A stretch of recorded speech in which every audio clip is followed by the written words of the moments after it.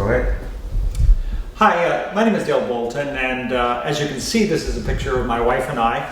And we're going to be doing a talk on an organization called Organics for Orphans. We think it's much bigger than our organization in terms of what it can do and how it can be used within a church context. And so I pastored for about 20 years altogether, and in 2004, while I was pastoring in Toronto, I heard someone speak about the fact that there were 40 million unsupported children in Africa. And I don't know what it was, but God just kind of stopped me in my tracks and said, Dale, you need to pay attention to that. And so in 2004, we went to the country of Malawi and saw unsupported children everywhere, and many children that were going through some very difficult times. And in 2005, we came back to Kenya, and at that time, my wife had started a company, and the company was actually beginning to create some income, and for a pastor, that was new to us. We'd never made a lot of money. We were church planters. And so when we were going to Africa Now, we were drilling water wells and building schools and helping to build orphanage. These are some of the projects that we're working on, some of the schools that we built. I grew up on a farm, and a lot of times, many parts of Africa is very agrarian. This is one of the teams that we brought, that we were with in 2005. This is a slum in part of Kenya. But this is my dad. My dad now is almost 91, and he still grows a quart of his own food. And I grew up on a farm, and if we were hungry, we would just go to the garden. And so when we were in Africa, I found it very difficult because every organization that was trying to help orphans were always asking money for food. And I knew that the growing conditions were much better than even in Canada. And I would tell Africans, I can't take my dad to Africa. He would be so jealous on how easy it is to grow food here, and you're asking us for money. I said, there's something wrong here. What I found out, though, is about 60 years ago, large companies introduced chemical fertilizers. They were cheap. They were like $10 a bag. Prior to that, people would try to build the soil themselves. And so people went from growing maybe 20 or 30 different things in small gardens to growing corn. And corn is very good for calories, and it makes you very full. But if that's all you eat, then you're going to have problems with your health long term. And so in 2007, I thought we have to help orphan care communities to begin to grow their own food. Agriculture in Africa in many ways has collapsed because they can't afford the chemical fertilizers, they can't afford the pesticides, and they can't afford the expensive seeds. So the average farmer, who is kind of 2 acres, basically could make a little bit of money when the agricultural products were cheap, but now that they're very expensive, they basically just run their farms till it's empty, and then they head to the slums. Where I grew up, you could get about 220 bushels of corn in 1 acre. In Africa, you might get 30 to 40 bushels of corn, and even many times there are crop failures. And so what happens is I was introduced to an organic form of agriculture called biointensive. And their claim to fame is that they can grow 2 to 6 times as much food in very small plots of land. And they use less water, no fertilizer, no pesticides, no petroleum, and because it's organic seeds, or what they call heritage plants, they can save their own seeds and they don't need to buy that type of food. And we found that we could take any piece of land, even if it was discarded for years, even if it had garbage, we could rebuild it and make it productive again. And so at the present rate of large companies trying to help Africa, they will not be food secure until the year 2147. The difficult thing in Africa is 25% of the best farmland in the world is in Africa, and 80% of it's not used. And so you can see that we've set up an agricultural system that is not sustainable for them, and the whole thing has collapsed. So this was my school director. This is a guy who had taught me in the college that I went to learn about organic farming.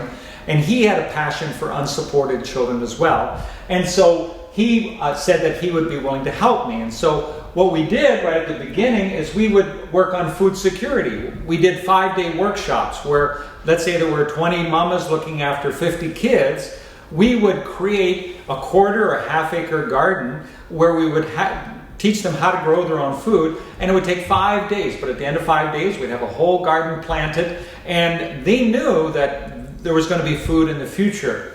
And what happened is every time we did one project, we would ask to be invited to 2 or 3 other communities to be able to do the same thing. So it grew very quickly.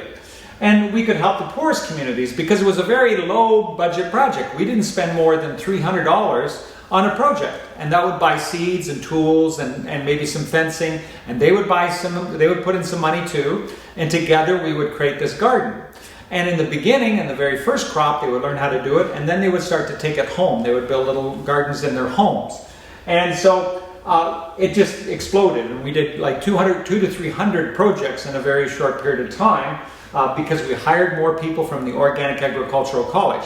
What was interesting though is that the Organic Agricultural College, they made amazing gardens, but they didn't eat any of it.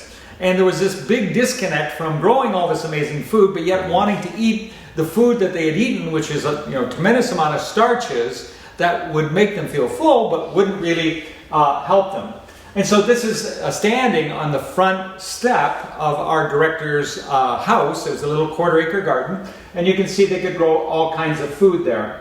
These were some of the first trainers they were part of the school that I went to, and we hired them to help us do more projects as well. Projects many of the times were run by women because they were stable, they were looking after the children, they were highly interested in helping the children. And we began to show them that they could grow food very easy, very simple tools. We didn't need expensive farm tractors, we didn't need large pieces of land, we didn't need irrigation. We would learn how to build the soil so that the soil could produce the food. And we started seeing amazing results. We started seeing food growing and people very excited about it. And you can see these are different projects where the people were very excited about it. Now, whenever we would go into visit a project, the mamas would be all excited and they would sing and they would dance. And about a year into the project, I realized that Africa has some pretty serious diseases. And so we went to this one particular village in Uganda, and in one village alone there were 16 funerals. And I began to realize that tropical diseases in countries that have very warm weather can be very serious. And so we looked at the world statistics that 17,000 children die every day from hunger and malnutrition around the world. It's not that we don't have enough food, the difficulty is trying to get it to the right people. And so what happened is I realized because sickness was a big problem in developing countries, that we really needed to look at which foods could build our immune system. And so because my wife started a company that was in the health industry, there were lots of naturopathic doctors and nutritionists that were looking at the latest research and how food can make you healthy. And so this is a medical doctor from New Jersey, and he's written a number of different books, and he's put together this nutrient density chart, which really tells people the differences in food values. And so if you look on the left, there's a lot of starches, a lot of calories, and you need that. And in the middle, there's more colored vegetables, but on the left-hand side, you'll see that the kales and the collards and the spinaches have actual plant chemicals in them that can do an amazing job to not just prevent contagious diseases, but can also help with deteriorating diseases like diabetes and high blood pressure and heart disease.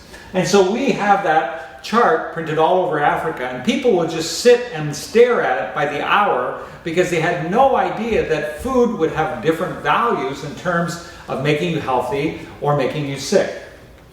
And so here's an example. This is Douglas. He's one of the guys I went to school with. He's a great guy. And he came up to me about just when he started working for us. He says, Dale, he says, my history has been that I will be seriously sick at least 3 to 4 times a year. Any of those times I could die. And I love organic farming, but I have no idea what is going to build my strength. And we told them, when you look at this basic, that chart, we said, well, you need to eat 1/3 from the left, 1/3 from the center, and 1/3 from the right, calorie-wise. The difficulty is these are very dense calories. You can stack up a lot of calories in a hurry here. And so Douglas realized that if he could add 1/3 of his diet from high nutrient-dense green leaves, that he could begin to build his immune system. That was in 2009, and now, 7 years later, 8 years later, he has not been seriously sick once. But he really watches what he eats. He doesn't take a lot of sugar, doesn't take a lot of things that would harm his immune system. This is his son, and in Africa, maybe in Latin America as well, you get named after your son. So this is Dale Bolton, and this is Dale Bolton here.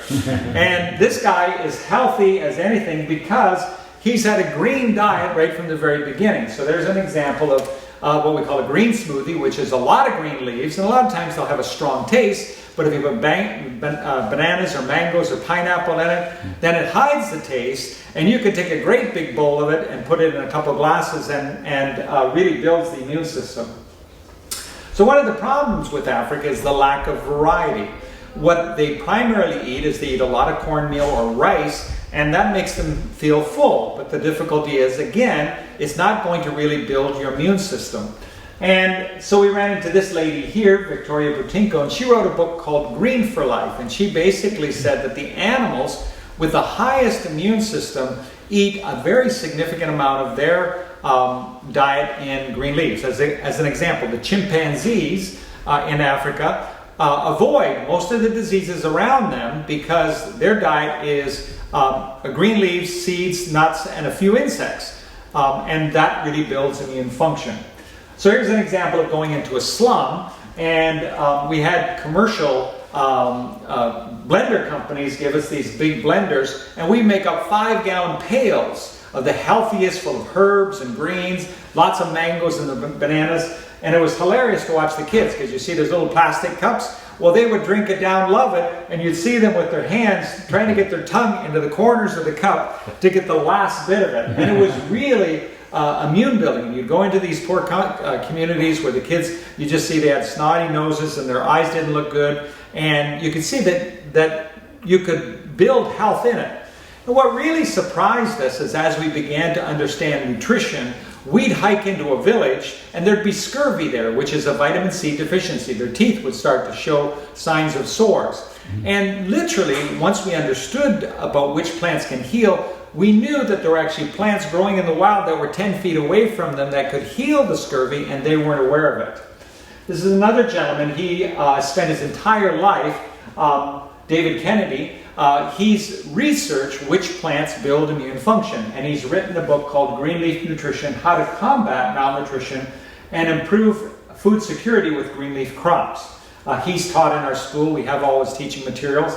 And he would refer, and many of these other people would refer to this prophecy that was done by the father of modern medicine, a guy by the name of Hippocrates. And he said, let your food be your medicine and medicine be your food. And once I began to see this, I thought, man, this is really glorifying God, because, you know, I would go to a village and I would look at the Mommas who've been sick most of their lives. Their children have died from different diseases. And I said, you know, God has always wanted us to be healthy, and now we're starting to understand a lifestyle that could actually make that a reality. And so we find there are a number of organizations that are growing food organically, but very few are teaching on what we call nutritional excellence. So we find there's organic farmers, and they're amazing farmers, and they grow amazing food, but they sell everything, and they eat the same poor diet that everybody else does, and they get sick like everybody else does as well. And so we realized what we need to do is not just grow food that they can sell, but grow food that actually keeps them healthy. Instead of being sick 3 to 4 times a year, I don't think that glorifies God. And so in Africa, what we did is we developed 50 different plants, and we called them African superfoods. And all of them have different chemicals in them that when you produce a variety of them, then you're going to see an amazing diet. Now, most of us are used to going to doctors for medicine. We see a little container and we see, you know, it has the potential, like antibiotics or whatever has the potential to help us with our health. The difficulty is when we look at this idea of food being our medicine, if there's only a little bit of medicine in those 50 foods that we've identified, the thing you have to understand is that we eat 0.5 ton to 1 ton of food a year. And so if you have a consistent diet of good food, then you will accumulate a ton of medicine in your diet over a period of a year, and things like cancer, heart disease, diabetes, contagious diseases do not have to be something you're afraid of. And so we grow 4 types of foods. We grow a lot of greens, we have probably 20 or 30 different types of green leaf crops. We grow a lot of cruciferous vegetables, and cruciferous vegetables are amazing in terms of even helping prevent cancer. One particular study that we looked at said that if a person got 3 servings of cruciferous vegetables a week, it would cut in half the potential of them getting a certain type of cancer in their lifetime. And we do a lot of different colored vegetables as well. A lot of beans, and again, Latin Americans are noted for their beans, and it's a very good starch because it's slow to break down and it helps prevent diabetes. And so what our goal is that villages would be able to grow 80% of their food and prevent 80% of their diseases. And so we'd have recipe days, because a lot of times people might have 3 or 4 different types of foods that they would eat, and that's what they would, most of their diet would be. And so we would take a whole pile of different things that we'd grow. So they would bring some of in the projects where they were growing their own food, they'd bring some food, we'd bring some food, and we do a recipe day where we show different ways of preparing food. The third thing that happened to us, which was really amazing, is we ran across a Christian German organization called Agri-nutritional.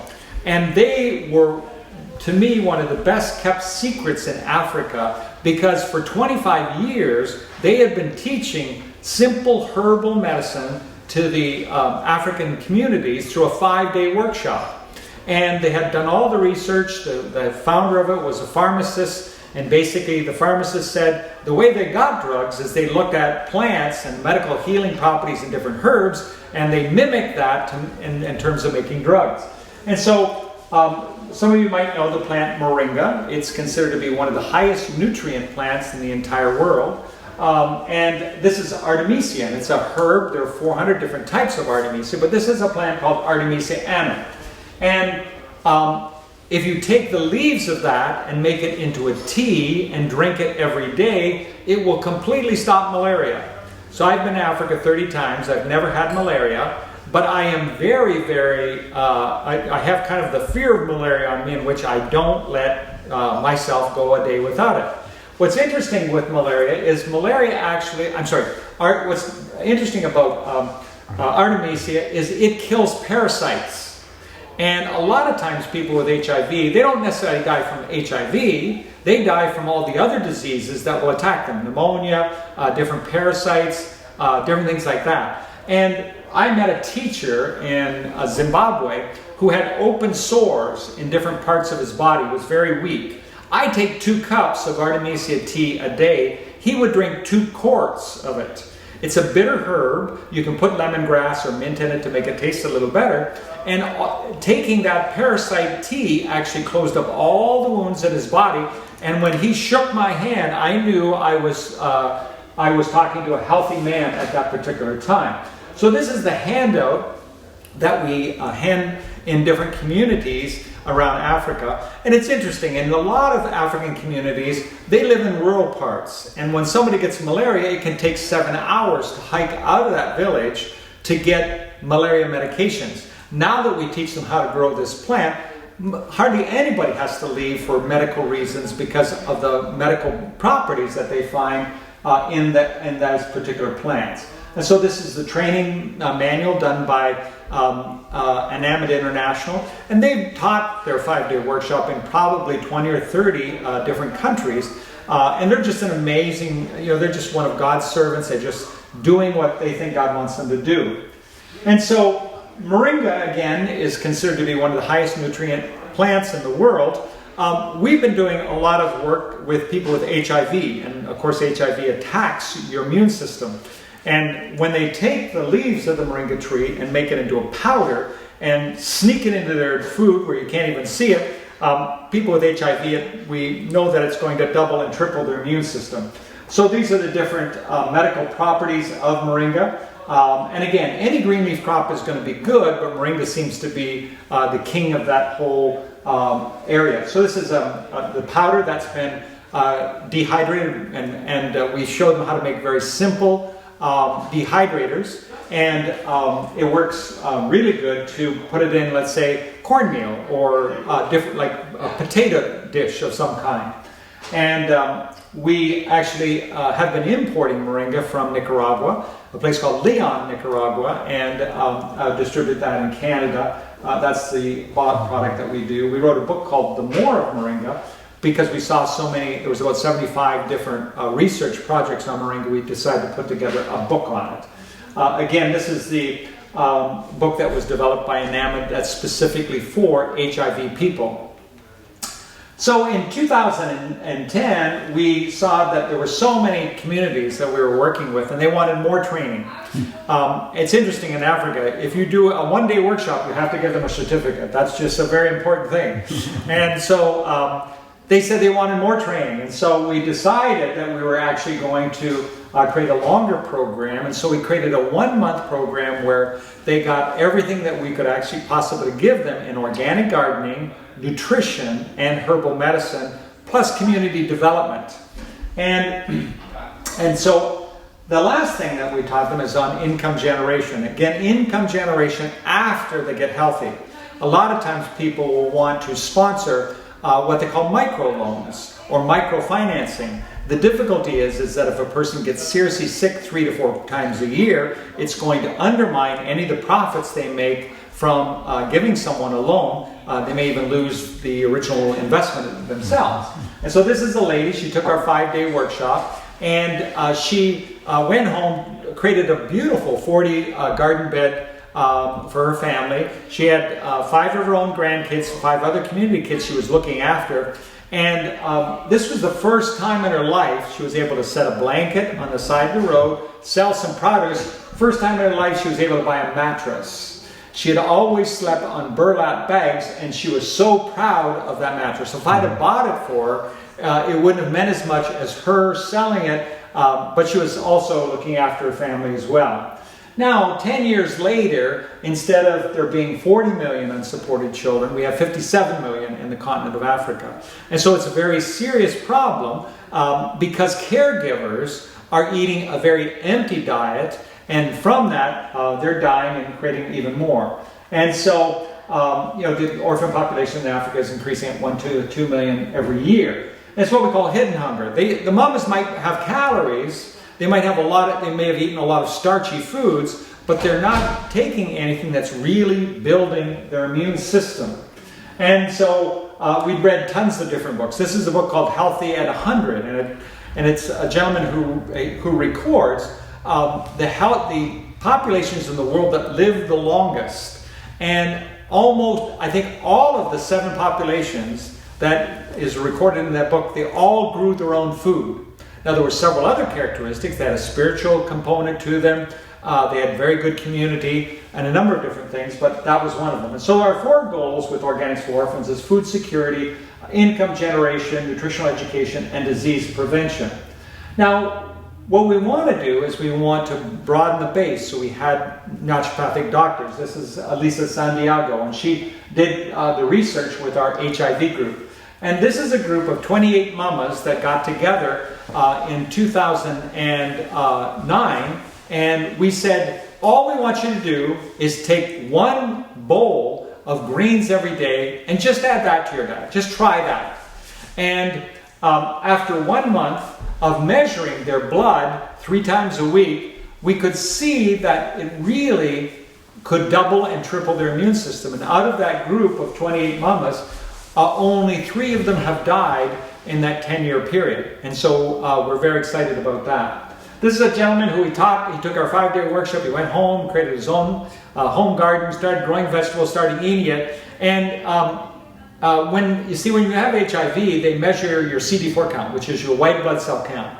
And during that period of time, he was eating the best food he'd probably ever eaten in years. It tripled his immune system, but he was too embarrassed to tell his doctor. The only thing he was doing was growing his own vegetables and eating them. Mm-hmm. And so we began to see that we could rethink missions in this whole process. This is a gentleman, David, who took a 6-month internship with us. He was from Zambia, which is quite a bit south of where we are in Kenya. And when he went home, a lady from New Zealand said, "We're funding a project in Zambia where there are 2,000 children. It costs us $5 a week to feed them." So guess what the math is on that? $10,000 a week to feed those children.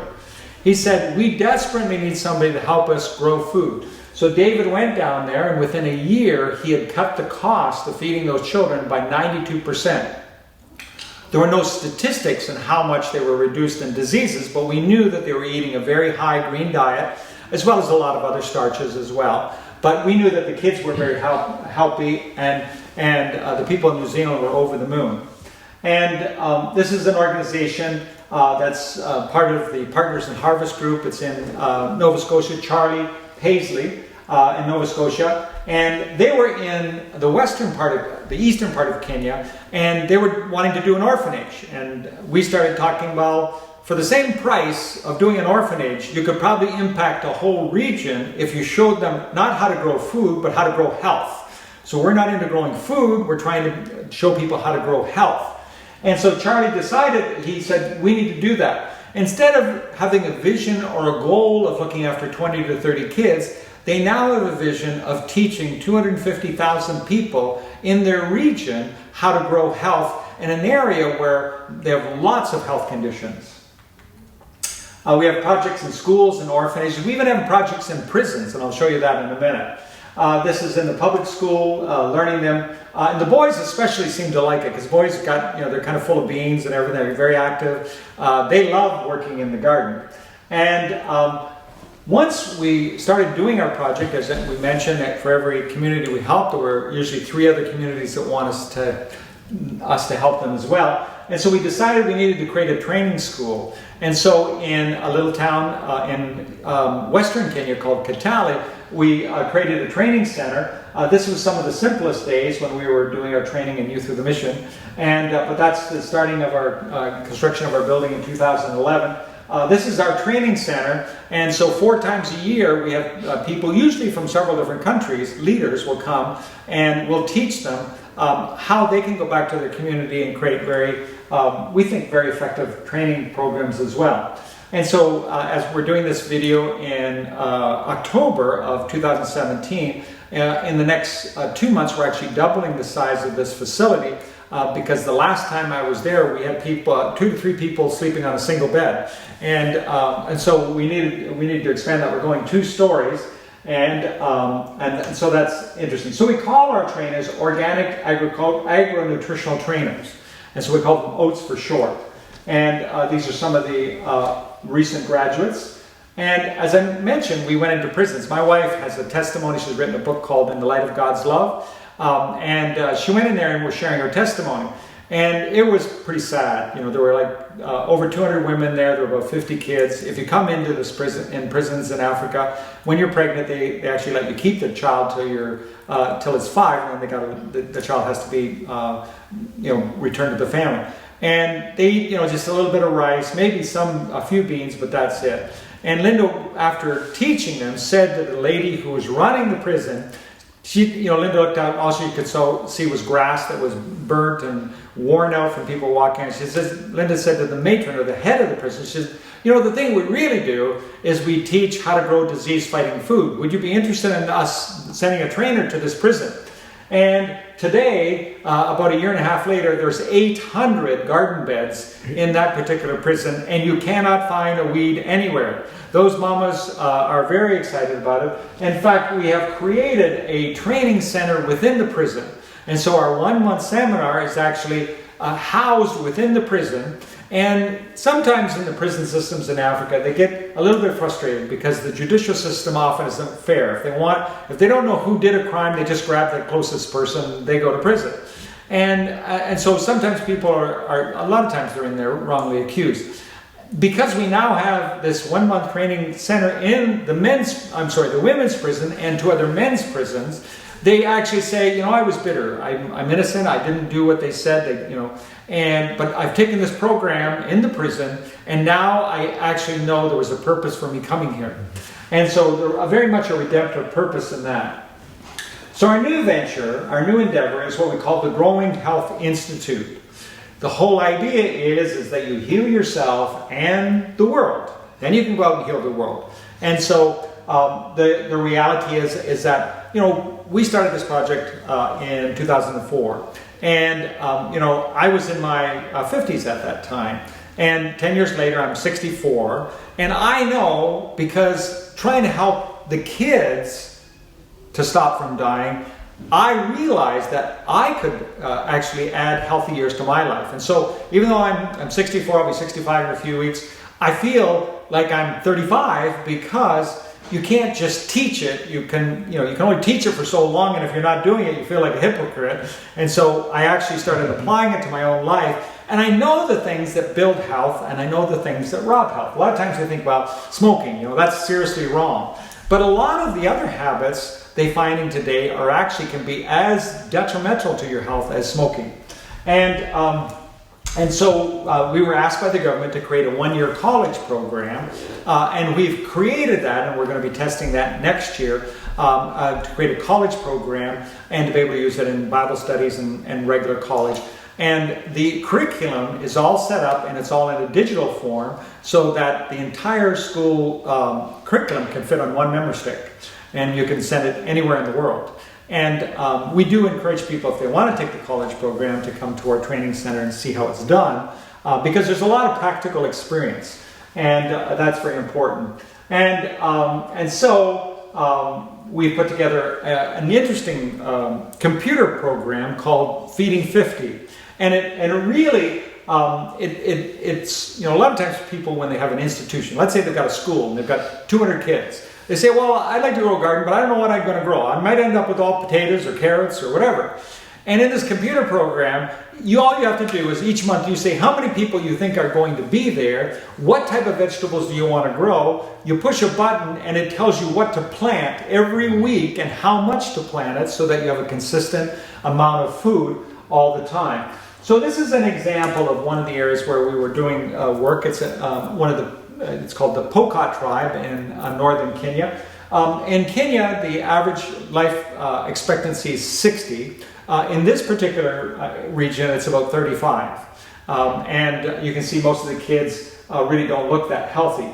We've started helping other organizations. This is a group in Zimbabwe in southern Africa called Bolton Villages. And again, they also were wanting to address the problems with orphans in Africa. They were going to do an orphanage. And when we said, well, if you can empower the communities, then just taking a few kids, you're going to do much better. And so instead of looking after, let's say, 20 or 30 kids, they're now looking after 12 different villages in that particular area. And this was our trainer in Kenya who went down to Zimbabwe and helped them set up the program. This is another example of another organization. It's called Provision of Hope. They're out of Vancouver or Kelowna area. This is Jacob, who went from East Africa to Western Africa and spent a year. And they're very excited about the program that's been setting there. We tried to set up something in Haiti, but we have not been able to find a trainer there. We did a one-month seminar there. And so these are the different countries. The yellow is where we actually have staff, and the green is where we've trained leaders from other countries.